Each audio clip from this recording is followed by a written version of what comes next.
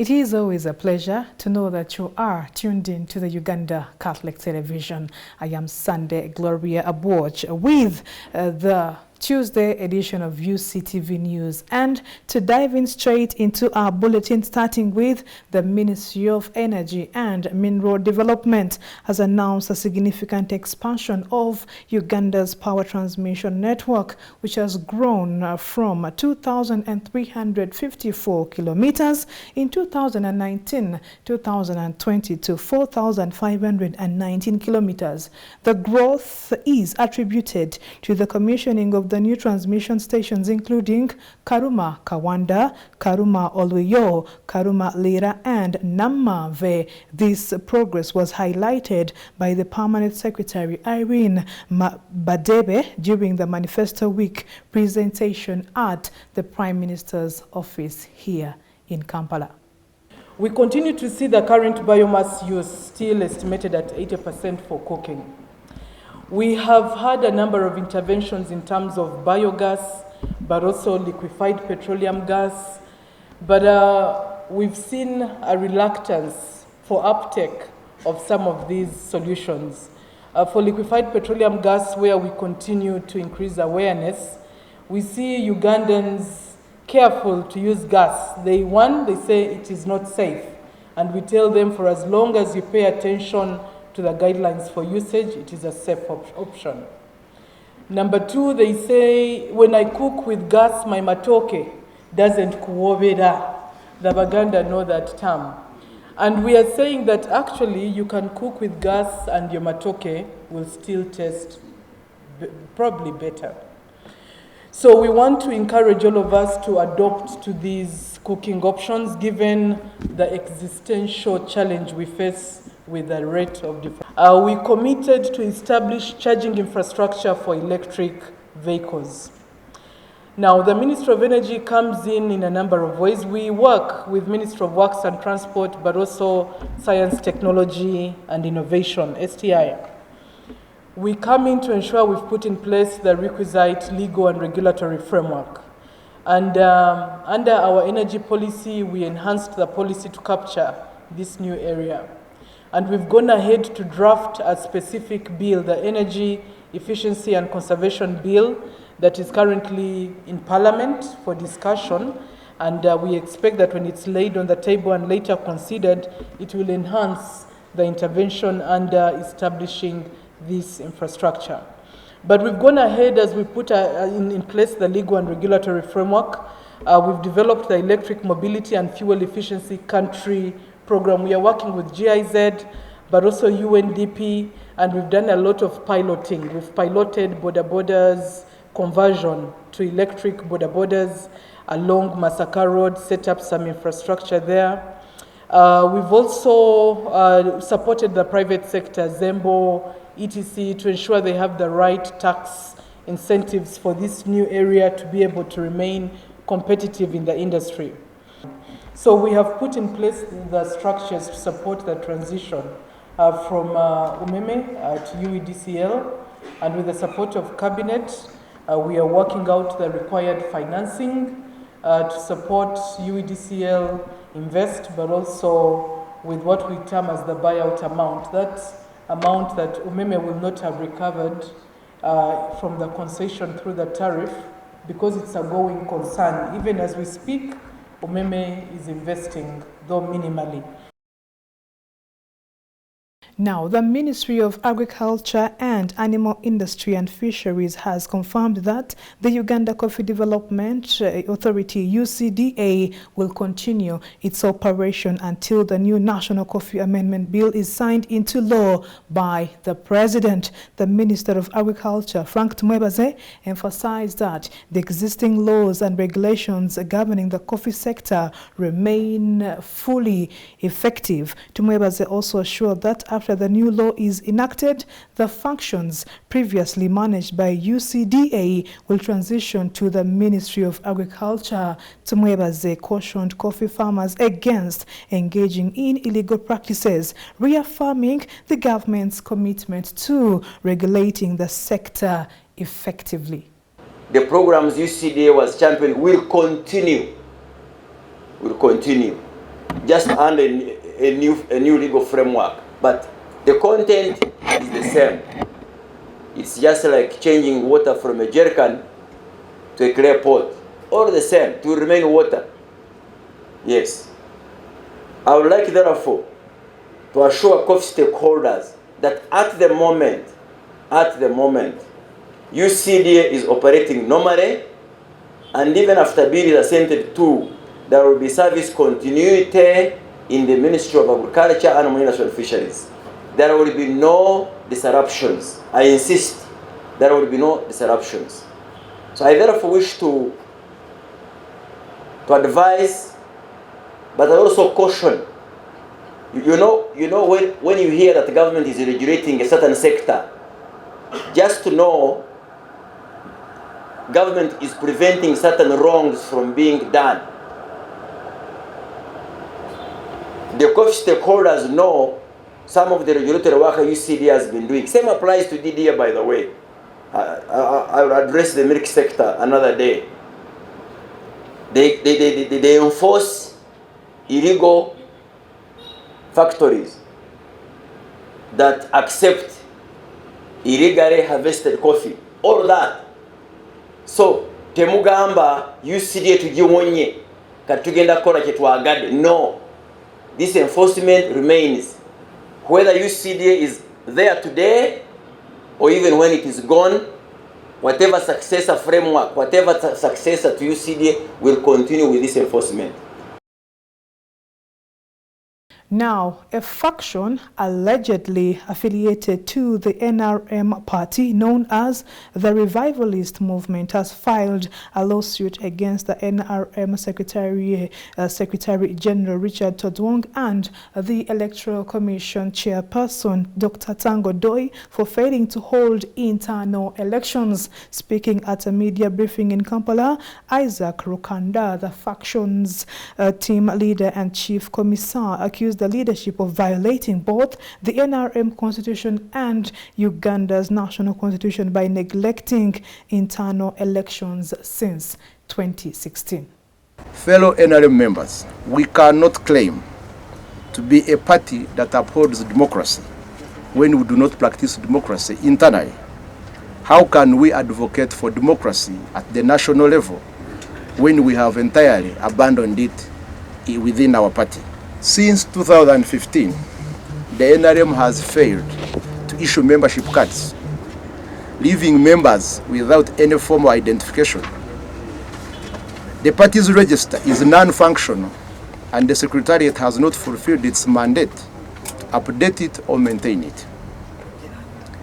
The Secretariat officials often claim they are mobilizing, but we are left wondering what exactly they have been mobilizing when the mighty NRM party, despite its vast resources, has lacked an updated register and membership cards for the past 9 years.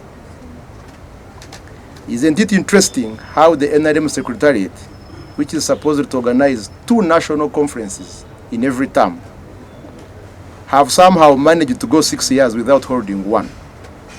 The last national conference took place in 2019, and since then, we have not had any national conference.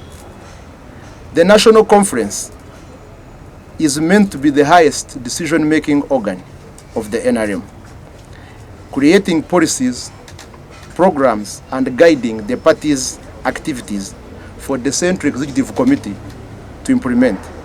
So, after 6 years without a national conference, one can't help but ask, how exactly are we progressing as a party? Are we truly moving forward, or we are just operating on autopilot? As the revivalist movement, we firmly believe that these failures stem from incompetence, lack of dedication, and absence of genuine love for the party. Many of these leaders that I've mentioned above seem to view their roles merely as employment opportunities, or call them jobs, collecting hefty salaries while showing little or no passion for the NRM or its values. The Secretary General and the Director Mobilization of the Secretary General and the Director of Mobilization and Cadre Development must answer for these failures or resign immediately. Likewise, the Chairperson of the Electoral Commission of the NRM has failed to fulfill his core mandate as outlined in the NRM Constitution, which requires organizing and conducting internal elections every 5 years. This failure has crippled democratic processes within the party, leaving our members disenfranchised and slowly losing trust in their leaders. He also, as the Chairperson of the Electoral Commission, must answer for this failure or resign immediately. You're watching UCTV News. We'll be back after the break.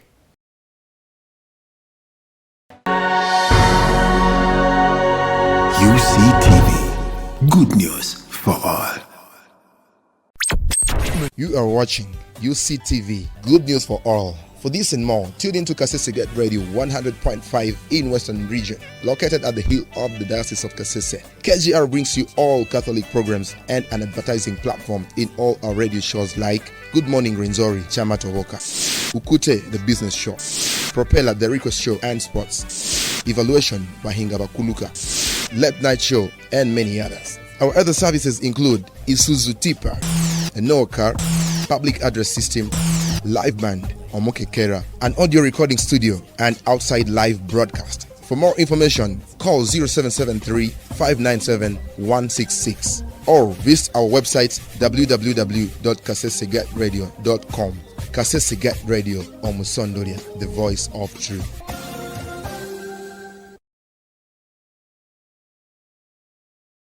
Welcome back. You're watching UCTV News, and I am Sunday Gloria Aboch. We are going to continue with UCTV News with the Minister of Agriculture, Animal Industry and Fisheries, Frank Tuhebaze, has directed Chief Administrative Officers to reclaim government-owned agricultural tractors from farmers who are not utilizing them effectively. The directive was issued during the opening of a 3-day stakeholders meeting at Munyonyo Commonwealth, aimed at orienting district leaders on the Uganda Climate Smart Agricultural Transformation Project.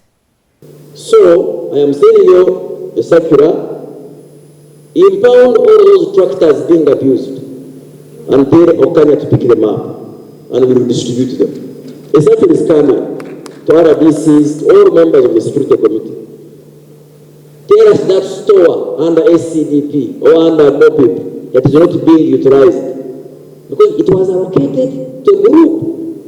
Which group was selected by your CDO, the department of whatever, there is somebody at the district who were the CDOs. Yes. So, and we allocated, we gave matching grants, but it's not working. So we want to reallocate that facility to another group that you think can do better. So I'm sending a circular and I will copy the LC5s who are the political heads and supervisors. Because these things give us a bad name as Maif and government. My really prayer, I have the following prayers to the project people, to the World Bank, to the Ministry of Finance. Let us move things faster. Let us move things faster. Let the approvals move faster, let the procurements move faster, because when they take long, we lose interest with the political people, and when we lose interest, the project is dead. People want to see quick action, quick action. I should emphasize these 4 points. One is the availability of land. 2, the investments under this project should be tangible. They must be visible. 3, this is a government of Uganda project financed by our dear partners, the World Bank. 4, the project is being implemented towards an election period. The government committed itself, government has a commitment with the people, and some of the investments under these projects are form part of the commitments the government made with the people. For us to say from the bank side, but only to reconfirm our commitment. We are looking forward to taking this project with you to the field. We're looking forward to meeting with you in your respective districts.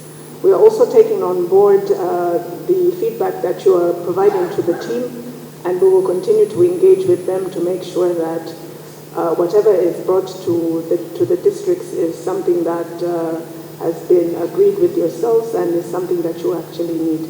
We need to stick to the objective. We need to understand what we are all supposed to do.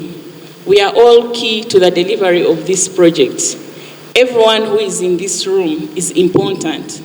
So you should not shun away from your responsibilities.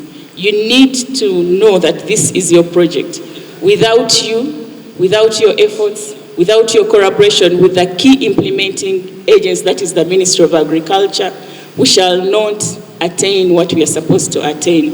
We are all accountable, and we need to ensure that we take on our responsibilities.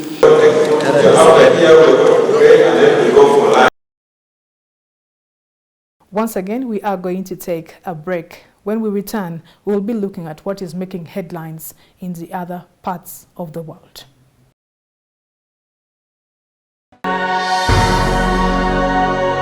UCTV, good news for all.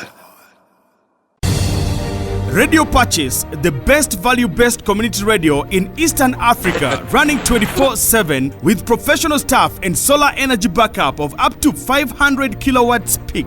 We rock the whole of northern Uganda and the world using 7 languages on 90.9 FM and 94.5 FM in Arua on Ediofe Hill, 99.7 FM at Moyo on Adua Hill, 101.4 FM at Fogod in Gulu, and online at www.radiopurchase.org or download the Radio Purchase app from Google Play Store and Apple Store. Radio Purchase, peace of Christ for all. Now it is time for Today in History.